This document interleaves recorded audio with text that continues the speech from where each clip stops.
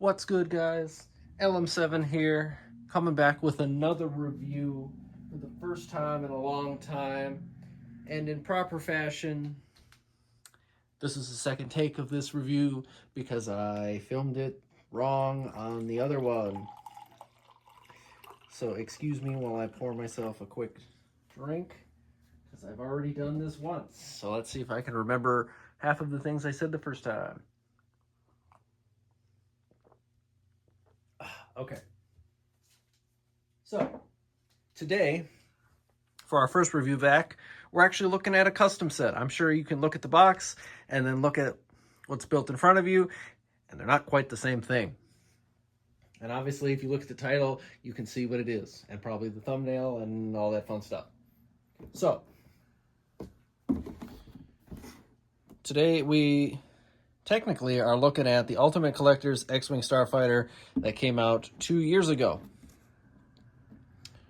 And there it is, lovely 75-355, 1,949 pieces, and it's a big boy set. So I'll flip it like this for the time being, so you can look at that. Right. So X-Wing, not an X-Wing. I found it for the quadruple points when I went to get Jango Fett Slave 1 this year. And for quadruple points and a set that I wasn't going to buy originally because I have the older one, I figured, what the heck. I looked at it before and I said, maybe one day I'll get that if it ever goes on sale before it retires and see if I can make an E-Wing out of it. So my thought process was, well, if I can't make an E-Wing, I'll take it all apart and I'll just put it back together as an X-Wing, and I guess I'll have 2 X-Wings. But I didn't want that. But thankfully, I actually did manage to figure it out, and we do have a collector's E-Wing. But before we get to the actual set and the differences and, how I built it and all that fun stuff, I'm going to take this plaque and my store that I live at and stuff, which is part of my house, I make books. So we make custom stickers. So it just dawned on me, I can make a custom sticker because I do a lot of digital art nowadays anyway, and I can figure that out. So one day, that'll say E-Wing and not X-Wing, with a new picture and all that fun stuff. But for the sake of the review, if this was a set, it probably would come with 1 astromech droid. In this case, it's R2-D2 because this is an X-Wing. Nice that he has some back printing for once. Maybe one day he'll get some leg printing. But other than that, he's not very different. They could have made his head chrome, I suppose. Make it a little more exclusive. And then star of the show, Luke Skywalker with his new dual molded legs. They actually look pretty good with the black boots. And he's got the different arm printing on each side. Of course, you need your lightsaber to fly an X-Wing. Helmet has reverted from the ones that came with the goggles, and now the printing is still on the face. I know that happened a few years ago. I didn't actually hate those helmets, but I don't really mind either way. Take the helmet off, you can see his other expression, and I don't really like that one as much. I think it's silly. But then again, if anyone's watched any reviews of mine, I don't really care for Luke, and especially in a collector's set that he doesn't even own. Like, he's just here because I'm going to pretend he's a pilot. So, we'll get to them later. That bag, which is only there just for fun, because that is the other parts.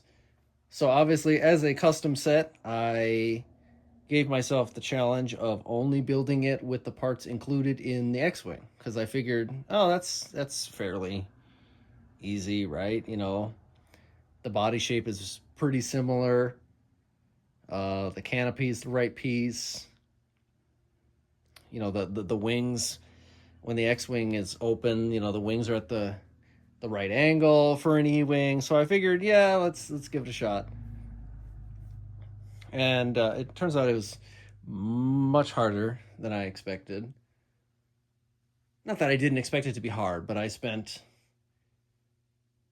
probably 3 or 4 good sessions where I just sat at the table and looked at the pieces because, obviously you can't follow the instruction booklet. So I'm looking at bag one to see how the body is built, and then I alter it, and I'm like, okay, how does the panels go on? And then you flip the book to like bag 8 or 9, and then you look at the wings and all that fun stuff. So it's a lot of flip flopping, but for the most part, the instructions are meaningless other than like the basic Technic frame on the inside. I kind of kept, and then I kept like the controlled greebling and stuff like that. But most of it I redid entirely. And at first glance, you'd be like, it's not that different, is it? But the more I look at this image here, there is pretty substantial differences. It's just because it's the same colors and the same parts. Your mind goes, yeah, that's the same thing, just missing 2 wings, right? You put the 2 wings on, it's an X-Wing. Not really, and there's quite a bit of difference. So I guess I'm going to leave the X-Wing in the background while I show off the E-Wing. So to start off, we'll do with the least impressive part. I didn't really change the nose cone. Oh, sorry. Backing it up just a second there. So the X-Wing is 1,949 pieces. My E-Wing comes in exactly 1,549 pieces. So I didn't use 400 pieces from the X-Wing. Which, convenient, cool. They made math easy, right? And the X-Wing is 240 in the US and I think 320 here in Canada. So this would probably be about the same price. It's very similar in piece count to the new ATST that's coming out soon, but with the canopy and the weight difference, I feel like it would still come in at the 240 mark instead of the 200, despite the 400 piece difference, which I guess we just expect nowadays. It's unfortunate, but what are you going to do? If you want it, you'll get it. It's really as simple as that.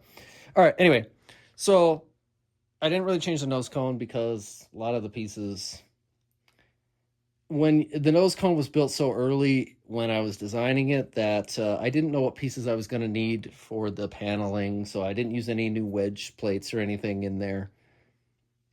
So that kind of stayed the same, but I did change how it sloped, and I sloped it differently than the other one. You can see, some tan pieces here. They're different than up here and here. And I changed the coloring to make it, I guess, a little more. Obviously, the only real E-Wing we see in any movies or shows is in The Mandalorian and Ahsoka. And that one is blue and gray. So I didn't want to spend more money. I was like, okay, 4 times the points, it's worth it. And it will just be red and white. So anyway, I kind of tried to match, but this X-Wing being Luke's, it was asymmetrical anyway. Which, I don't know about you, but that makes building a new ship quite difficult when you're like, well, where's that piece? I'm supposed to have another 2x8 in red, and then it's actually gray on the other side for, weathering effects. So that's always a challenge. If any of you have the X-Wing or find one for sale and you're like, whoa, that's cool, I actually like an E-Wing, I'd love to have one. Because when I finally get my other sets, I'm going to have them all together, A, B, E, X, and Y. And one day I'll get a U, but in my dreams, I suppose. So up to the canopy is different, and it's a different length, actually. It's hard to tell, but if I count, the X-Wing is 6, 12, 17 from the nose cone. 1, 2, 3, 4, 5, 6, 7, 13, 14, 15. So mine is actually 1 stud shorter from nose cone to canopy, which then allowed the back of the ship to be longer because it has a the canopy in the E-Wing is closer to the front than it is on the X-Wing, who has less of a back areas, and we'll show that off in a little bit. But let's see how it looks getting a little closer here. There we go. So, like I said, I didn't really change any of the greebling or anything inside, and there's really nothing I would have changed anyway. You know, the parts fit, and it's still the same width as the body of the X-Wing, so I couldn't really make drastic changes. I think this ended up being a slightly different angle due to me using the pieces somewhere else. But that's the same, and you can fit a dude in, and it's got your little your rangefinder and all that stuff. Nothing too spectacular in there. So as you can see here, you know, I changed the angle compared to the X-Wing angle because the E-Wing has more of a slope up and then a slope down. The X-Wing only goes up and then it ends. So this, I had to figure out how to do that. So the side paneling is completely new, and it took like 3 different attempts for the side paneling. I built one with the front here because it's 2 different sections. When you build the X-Wing, there's like this part here and then the back, and I built it both at the same time, so I knew what pieces I was using for the other side. And I don't know, it didn't work. It wasn't the right angle, it didn't fit right, but after I built the wings, I had more pieces left over, obviously, and I just redid it differently at the end. So it was actually the last thing I designed, was the side paneling, which is irritating when you're trying to, you know, because I had to put the wings on before that, and it made it hard to put the paneling on. First world problems. So if we turn it a little, you can see a little bit of the greebling, and I'll show that better in a second. But this area, which this little circular thing is in the E-Wing, I tried to be as accurate as I could with the pieces I had. But unfortunately, because I changed the body structure, you do have to do your classic, take your R2 head off and put it there, and then I actually put it on the back of the stand over here, which you can't see, but I'll show it when I back it up a little bit. It's underneath on the bottom foot of the stand. But your little R2 fits there, and he's all fine and good. So then you can see this is actually like one of my favorite design points, because it was after the paneling, I was all done. I was like, oh, cool, I actually did it. Crazy. And it looks halfway decent. We'll talk about parts I don't like later, but you know, part variety and all that fun stuff. But this section right here, where the wing starts, was wiggly because it didn't really connect to anything. But I had this beam, you know, like the classic flagpole beam, and a couple clips left, and I was like, I wonder if those can fit. And it actually fits onto the body at that angle, and then on the wing at the same angle. So by sheer luck, I'm not going to say I planned it that way. I thought maybe it would work, but I didn't know if the angles were perfect. But it does clip, and it keeps the wings sturdy, which is all you can ask for, right? So, oh no.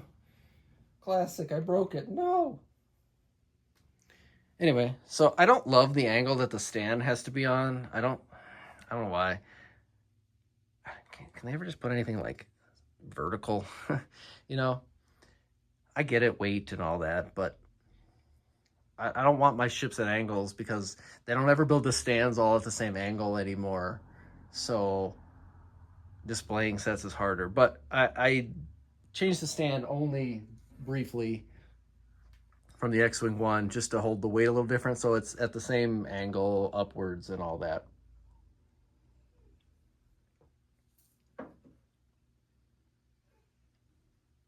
All right, so we have our greebling